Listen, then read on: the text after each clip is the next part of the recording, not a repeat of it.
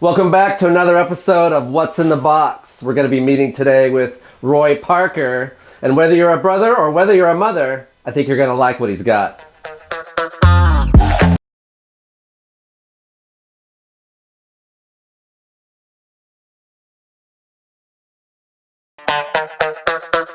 We're here today with Roy Parker, one of the specialists here at Julien's Auctions.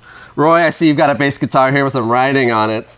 What's the deal with this? So this is a 1970 Rickenbacker electric bass guitar that was owned by Maurice Gibb of the Bee Gees. Really? Yes, he bought this guitar in 1970, played it in concerts and on stage for many years, but maybe the most noticeable thing about this is it's signed by all three of the Bee Gees. Okay, I saw that. So they all signed it? Yep, so there's Maurice, there's Robin, and there's Barry Gibb, and they all signed it for BBC rock and roll journalist Stuart Grundy, who was a friend of theirs. He was a journalist for like 25 years there. Okay. Interviewed them, David Bowie, Iggy Pop, really big guy.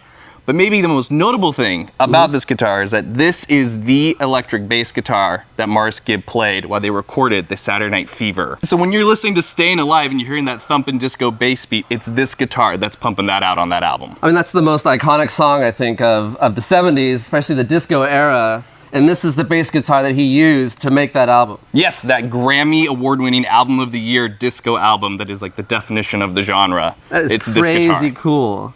And then he gifted it to the BBC reporter. That's right, they all did. They signed it for him in the 90s and they gifted it to him. And this is just, it's an incredible piece. Wow, I like the inlays here too, these triangular. It's a beautiful guitar. Very cool. So, I often ask our specialists, how do we know that he owned this guitar, that he even played it? Well, it comes with a letter that Maurice wrote and signed in 1994 that said, this is the guitar that I used when we recorded Saturday Night Fever. So it's coming from the man himself. That makes sense. That's some good provenance there. Exactly.